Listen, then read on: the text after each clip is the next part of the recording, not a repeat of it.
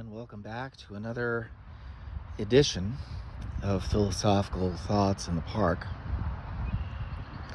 As you can see, it's a very sunny day, and the dandelions have bloomed. But the idea that Benjamin proposes is that the original has a certain aura to it that comes from its originality, that comes from its uniqueness.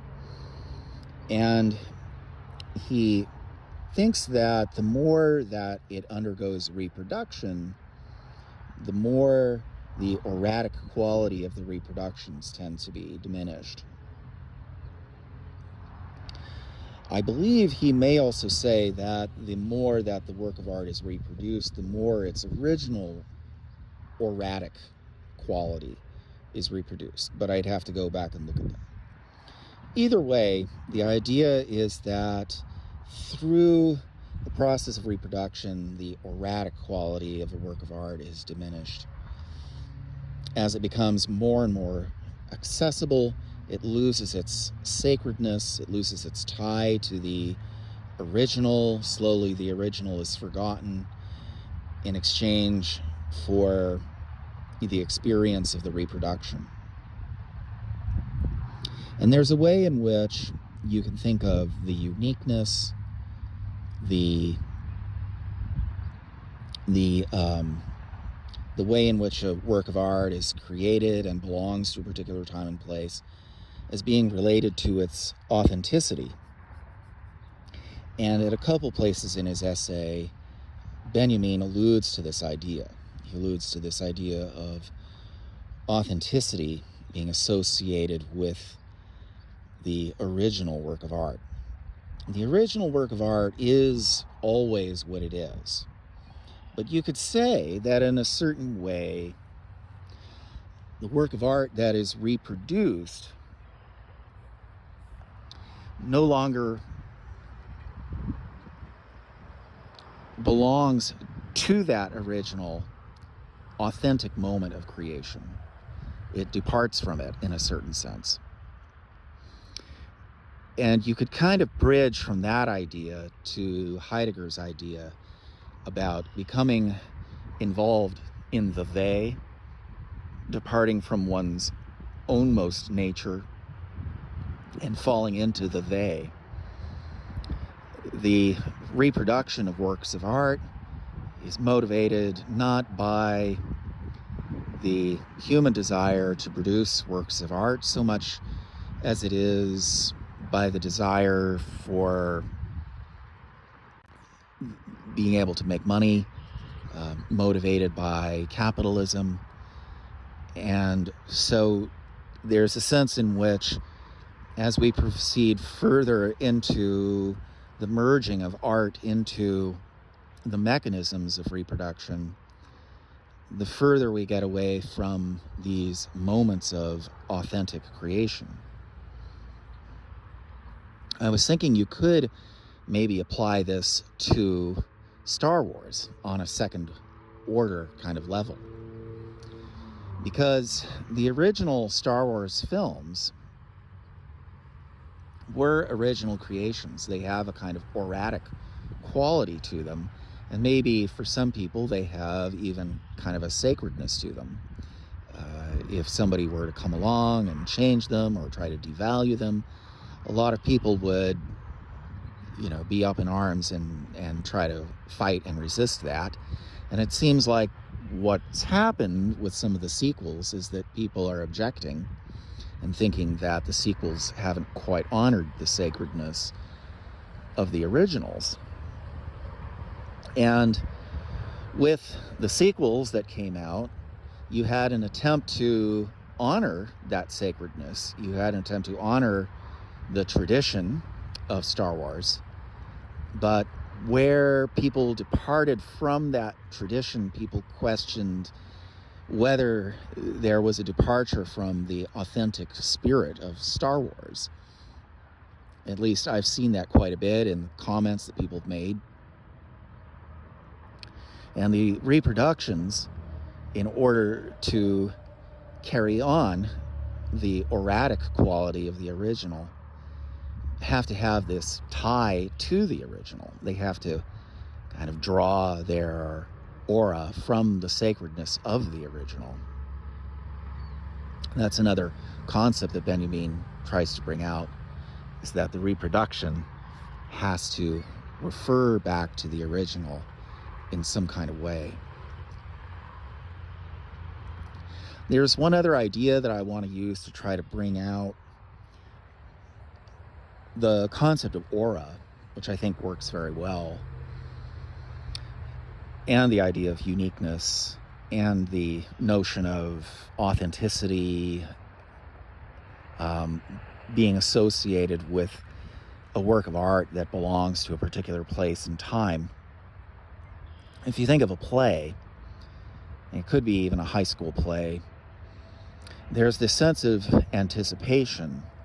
There's this sense of what is about to happen.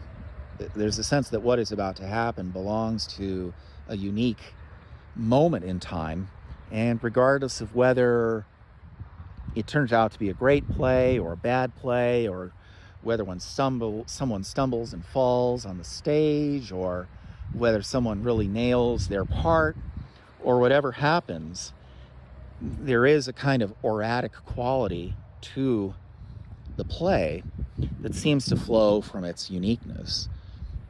And that aura seems to be the aura of authenticity.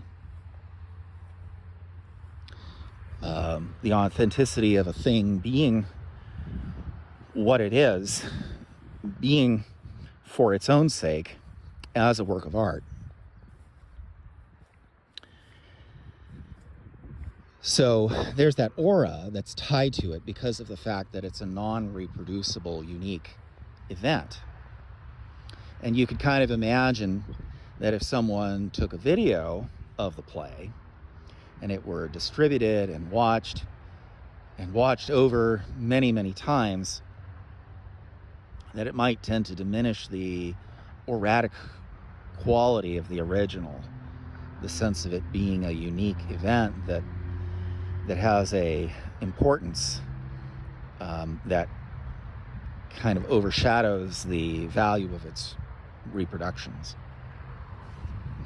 I'll just say one more thing before I go, which is that a big part of Benjamin's essay is that he ties the work of art into the concept of alienated labor that comes from Marx. And Marx's concept of alienated labor is tied, again, to another notion of substantiality, the substance of what makes us human beings. And there's this idea in there that what makes us fully human is being able to produce works of art that do not dehumanize us or diminish us, but that bring out the fullness of our human nature. You know, if you relate that idea back to the Aristotelian tradition, which it's kind of referring back to, there's this idea that the human person is not just a pair of hands that are moving to serve the purposes of the goals of capitalism, but are meant to serve the higher purpose of developing the human person. So with respect to their intellect, with respect to their different virtues, courage, wisdom, etc. And when it comes to the maintenance of the authenticity, the auratic quality of works of art, reproducibility tends to cut out that tie back to the humanness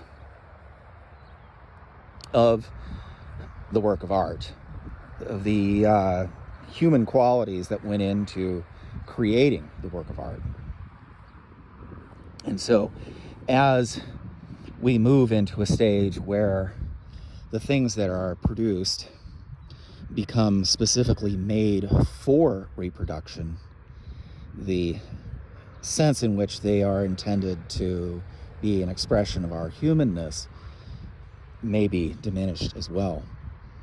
So you could think of goods that have a very low auratic quality because they are simply made to be reproduced and consumed, like bags of chips or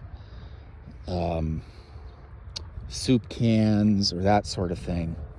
And one criticism that you could make of pop culture, pop music, is that it has gone so far in the direction of commodification, of being made specifically to be consumed as a reproducible item, and maximizing the amount of times that it can be consumed and the reproduction that goes into that tends to diminish the auratic quality of the item, and with it, its tie to our humanness. So those are just a few thoughts on some ideas that could be drawn out as themes in Walter Benjamin's essay, Work of Art in the Age of Mechanical Reproduction. And with that, I will say good day, happy Mother's Day, and talk with you next week.